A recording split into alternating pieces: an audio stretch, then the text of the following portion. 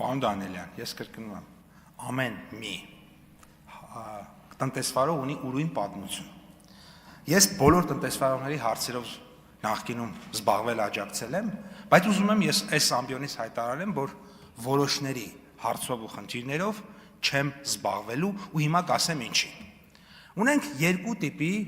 կոնյակ արտահանողներ եւ կոնյակի սպիրտ արտահանողներ։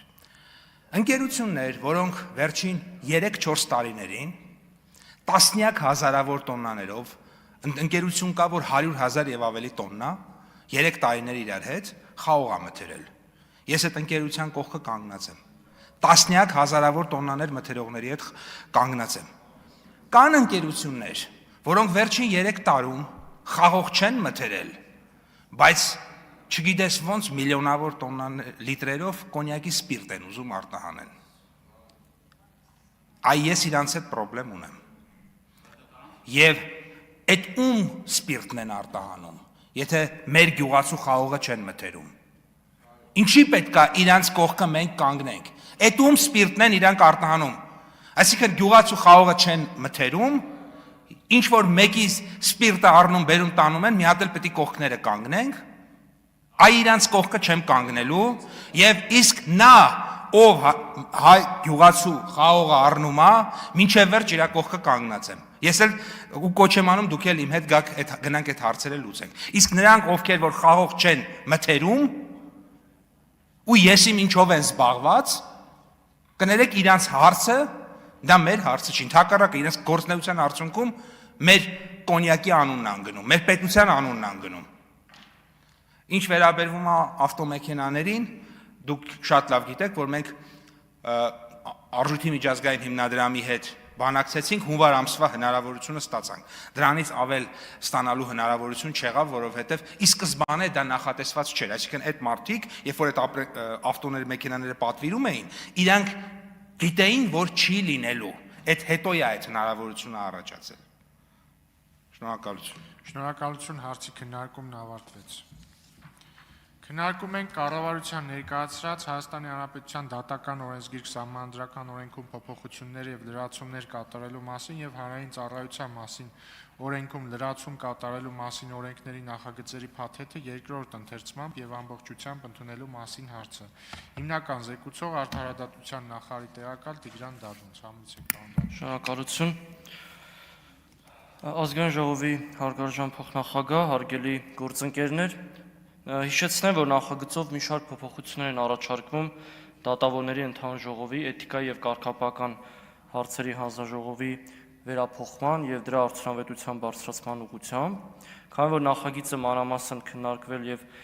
ներկայացվել է առաջին ընթերցման շրջանակներում, ներկայացնեմ նախագծի վերաբերյալ ներկայացված գրավոր եւ բանավոր առաջարկները, որոնք ներկայացվել եւ քննարկվել են հանձնաժողովի նիստում։ Դատական օրենսգիրքի մասով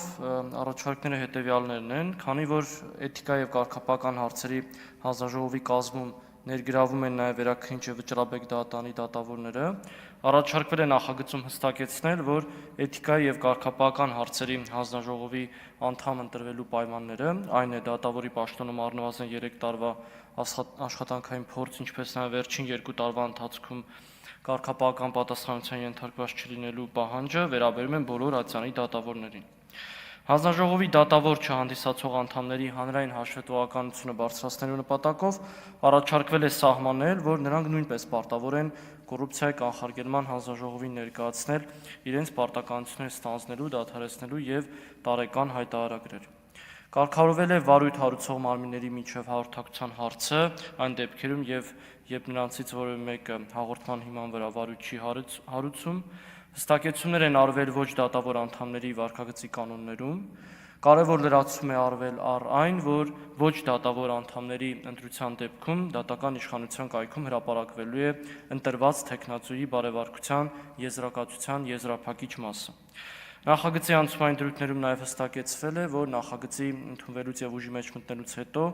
էթիկա եւ կարգապահական հարցերի հանձնաժողովի դատավոր չհանդիսացող անդամները շարունակելու են պաշտոնավարել եւ նրանց նկատմամբ կիրառելու են լինելու նոր օրենքով սահմանված պահանջները։ Միաժամանակ առաջարկվել է սահմանել, որ օրենքն ուժի մեջ մտնելուց հետո մեկամսյա ժամկետում հանձնաժողովի դատավոր չհանդիսացող անդամները պետք է իրենց գործունեությունը համապատասխանեցնեն նախագծով նախատեսված պահանջներին, այդ թվում դատական ներկայացուցչություն չիրականացնելու մասով։ Փաթեթինգից հանրային ծառայության մասին օրենքի նախագծի մասով առաջարկվել է անցումային դրույթներով սահմանել, որ հանձնաժողովի գործող անդամները պարտավորություն ունեն կոռուպցիայի կանխարգելման հանձնաժողովին ներկայացնել միայն պաշտոնական պարտականությունները դադարեցնելու եւ հերթական տարեկան հայտարարները։ Ընդհանուր այսքանը խնդրում ենք կողմ քվեարկել նախագծերի փաթեթի ընդունմանը։ Հարցեր կարող են լինել միայն առաջարկ ներկայացրած Հայաստան խմբակցությունից Համեցեք Արծվիկ Մինասյան։